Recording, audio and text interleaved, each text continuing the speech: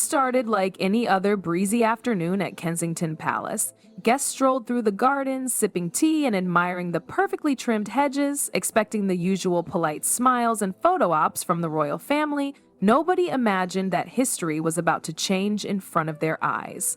Reporters leaned casually against the barriers, ready to capture Prince George's trademark wave or Princess Charlotte's shy grin. But the moment Prince William stepped onto the stage, a hush swept over the crowd. There was something different in his stance. Broad shoulders squared, chin lifted, eyes sharp with determination, Catherine, ever graceful, walked beside him with a hand resting lightly on Charlotte's back, guiding her forward with a quiet confidence that only a mother could give. Little Charlotte, dressed in a pastel dress that swayed with the breeze, seemed composed beyond her years. She clutched a tiny bouquet of daisies, unaware, or perhaps fully aware, of the storm she was about to create. The press raised their cameras instinctively, sensing a moment worth 1,000 headlines. William didn't start with the traditional pleasantries. There was no dry list of thanks, no scripted nod to charity partners. Instead, his voice carried across the lawn with a weight that made even the rustling leaves seem to pause. He spoke of legacy first, of his grandmother, Queen Elizabeth II, and her unwavering dedication to the monarchy. He painted a picture of service, of tradition meeting modern life, and of the crown as more than just a symbol. For the guests, it felt like a heartfelt tribute. For those paying attention, it was the prelude to something far more daring.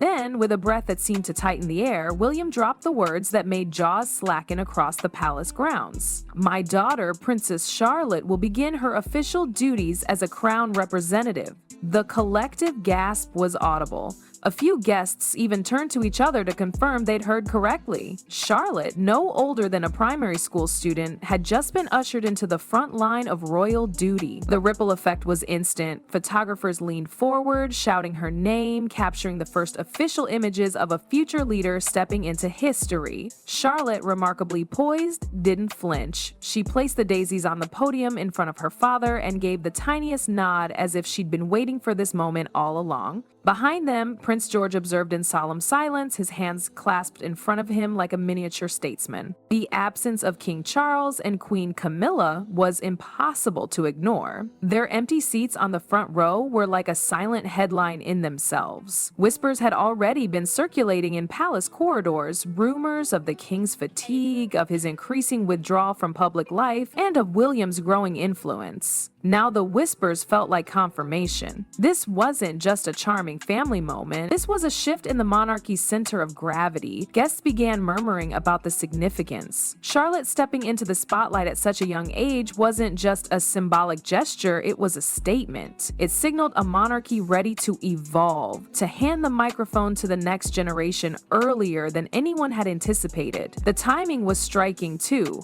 Public opinion had been leaning heavily toward William and Catherine for months, with polls labeling them the most trusted royals. In contrast, Charles and Camilla struggled to connect with the same warmth. As the applause swelled, Charlotte's small smile sealed the moment. Cameras clicked relentlessly, broadcasting her rise across the globe. In that instant, it was clear to everyone in the garden, the future of the crown wasn't waiting patiently in the wings anymore. It had just stepped onto the stage, wearing a pastel dress and holding a tiny bouquet of daisies, while the old guard watched from the shadow. In the days that followed, the palace buzzed like a hive struck by a stick. Official spokespeople tried to act as though everything was perfectly ordinary, issuing polite statements about an exciting new chapter for the royal family. But behind those stone walls, tension thickened. Senior courtiers whispered in side corridors, unsure how to advise a king who seemed increasingly absent, and a prince who clearly wasn't waiting for permission anymore. King Charles spent much of his time secluded at Balmoral, far from the press and the sudden tidal wave of attention that surrounded his son.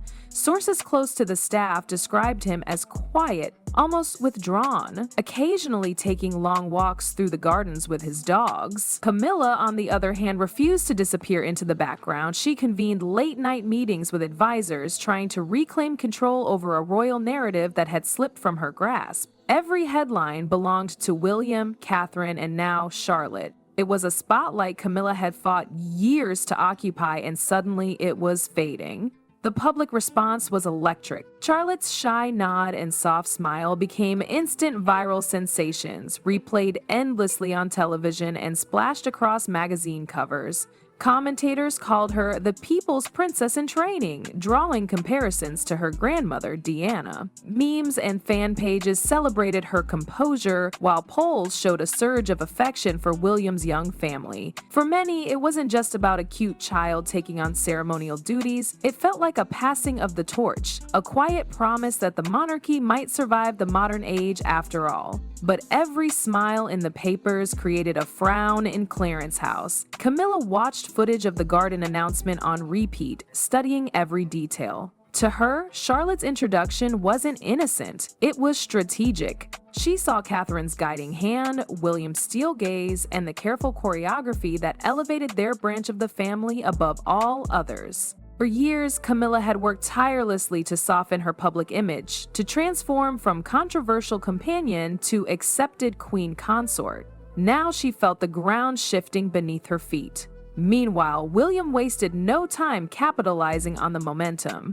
He began appearing at events without his father's accompaniment, often with Catherine and one or both children in tow. A visit to a children's cancer ward in Manchester made national news, not just for his warmth with the young patients, but for what he wasn't doing. Attending the King's Economic Summit in London the very same day, royal watchers called it a subtle act of defiance. Online forums buzzed with speculation. Was this the first public glimpse of an unofficial transfer of power? Charlotte's presence became increasingly deliberate. She was spotted arriving at small private meetings with Catherine, sitting quietly while her mother reviewed charity plans with senior aides. A few days later, she accompanied William to a local animal shelter, feeding rabbits and talking to staff. Though her words were simple, her poise was unmistakable. Social media lit up with clips of her kneeling beside a dog, her tiny voice saying, "He's very gentle, isn't he?" It wasn't much, but the moment captured hearts. Commentators noted that she seemed to understand her role instinctively, as if royal blood carried an unspoken script. Inside the palace, resentment simmered. Courtiers loyal to Camilla worried that William's bold moves threatened the stability of the monarchy. Others, sensing the shift in public sentiment, quietly began aligning themselves with the younger family. Invitations from foreign ambassadors started arriving, addressed to Kensington Palace instead of Clarence House. William and Catherine became the face of the monarchy abroad without ever declaring it outright. By the time the next Sunday papers hit the stands, one headline captured the mood perfectly. "The future has a name, Princess Charlotte." Kensington Palace gleamed under the soft glow of evening lights as the royal family prepared for their most photographed appearance yet. Crowds lined the gates, waving flags and chanting Charlotte's name with a mixture of curiosity and excitement. Inside, William adjusted his tie in front of a mirror, while Catherine smoothed Charlotte's hair, her calm hands betraying none of the careful calculation that had guided this moment. Prince George stood quietly nearby, his small hands clasped, observing everything with an intensity that mirrored his father's. When the family emerged onto the grand palace steps, the roar of the crowd drowned out the faint hum of carriages in the distance. Flashbulbs erupted as if the night sky had shattered into 1,000 suns. Charlotte stepped forward first, the smallest figure but the clearest symbol of change. She waved confidently the way Diana once had, with a mix of innocence and charm that instantly reached every heart in the square. William and Catherine flanked her like sentinels, and for a moment the image looked less like a royal family and more like the coronation of a new era. Inside the palace, a very different scene unfolded. Camilla watched the live broadcast from a private sitting room, her teacup trembling slightly in her hand. Around her, a handful of loyal aides murmured about the growing dominance of William's household. One advisor tried to reassure her that tradition would prevail, but she didn't need anyone to explain what she could see with her own eyes. The public had chosen their favorites, and the tide of history didn't ask permission before it changed direction. King Charles remained silent. He spent the evening in his study, curtains drawn, surrounded by the smell of old books and the ticking of an antique clock. Reports from his staff described him as pensive, weighed down by the crown he had waited decades to wear. Every new photograph of Charlotte, smiling in the spotlight, seemed to pull him further into the shadows.